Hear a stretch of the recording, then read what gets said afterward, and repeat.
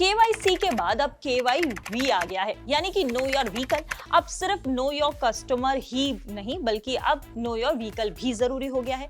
ये नया रूल जो मेनली फास्टैग यूजर्स के लिए लागू हुआ है। अब केवाईवी क्या है, चलिए वो समझ लेते हैं। केवाईवी यानी कि नो योर व्हीकल एक वेरिफिकेशन प्रोसेस है जिससे गवर्नमेंट इंश्योर कर रही है कि हर व्हीकल का फास्टैग सही व्हीकल के साथ में लिंक्ड हो। जैसे बैंक में केवाईसी होता है वैसे ही अब व्हीकल के लिए आपको केवाईवी मिल रहा है।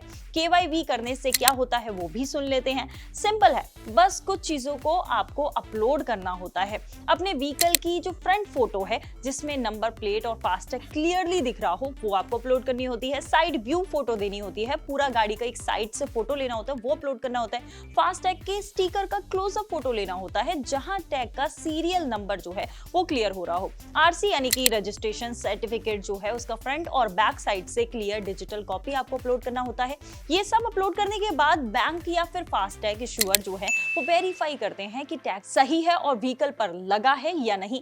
केवाईवी का पर्पस क्या है, चलिए वो भी समझ लेते हैं। फास्टैग मिसयूज रोकने के लिए कई लोग एक ही टैग को दूसरी गाड़ी पर भी यूज कर लेते, इसलिए गवर्नमेंट ने one vehicle one tag rule start किया है। वाहन डेटाबेस के थ्रू हर गाड़ी और टैग के रिकॉर्ड को प्रॉपरली मेंटेन किया जा सके, इसलिए ये लाया गया है। अगर केवाईवी नहीं किया तो क्या होगा वो भी सुन लीजिए। अगर आपने केवाईवी कंप्लीट नहीं किया है या गलत फोटोज दे दिए हैं तो आपका फास्टैग जो है वो ब्लॉक हो सकता है, डीएक्टिवेट भी हो सकता है।